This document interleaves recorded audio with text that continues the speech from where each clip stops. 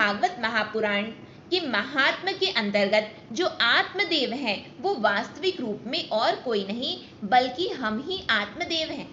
उनकी पत्नी है धुंधली। उनकी पत्नी कौन है?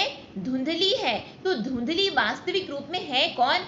तो धुंधली और कोई नहीं, हमारी बुद्धि ही धुंधली है। अब इनकी संतान कौन? तो मान्यता के अनुसार इनकी संतान कौन है? धुंधकारी। तो धुंधकारी है कौन?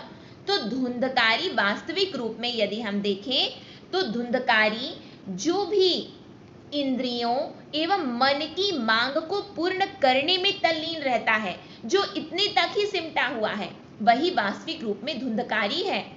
क्योंकि यदि हम मन और इंद्रियों की मांग देखें तो इनकी मांग क्या है?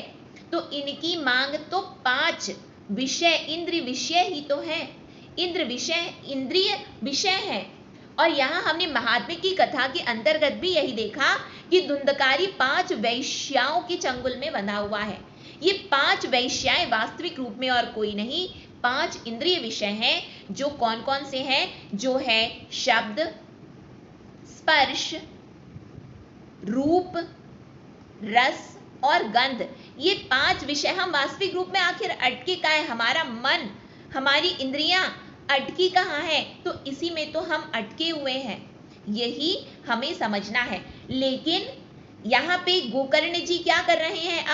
अब धुंधकारी को उसकी मुक्ति का उपाय धुंधकारी के लिए उसकी मुक्ति का उपाय कर रहे हैं। तो जो मन, जो इंद्रियां, जो हमेशा 5 इंद्रिय विषयों के अंतर्गत जो बंधी हुई है, सिमटी हुई है, उनको क्या बदला नहीं जा सकता?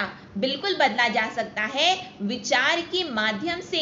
यदि हमारे अंदर विचार, सद्विचार जागृत हो जाए तो मन को बदला जा सकता है, क्योंकि यही मन हमारे बंधन और मोक्ष का कारण बनता है।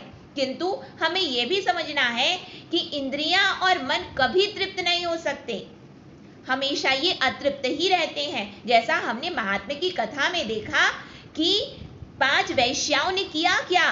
5 वैश्याओं ने धुंधकारी को मार डाला, जला दिया। तो हम यदि इंद्रिय विषयों को ही पुष्ट करने में अपना जीवन बिता देंगे तो इंद्रियां क्या करती हैं? इंद्रियां हमेशा हमें छल करके चली जाती हैं और हमें पश्चाताप की अग्नि में जला देती हैं। और यही हमने महात्म्य के अंतर्गत देखा है, जो कि आत्मदेव धुंधली धुंधकारी के माध्यम से।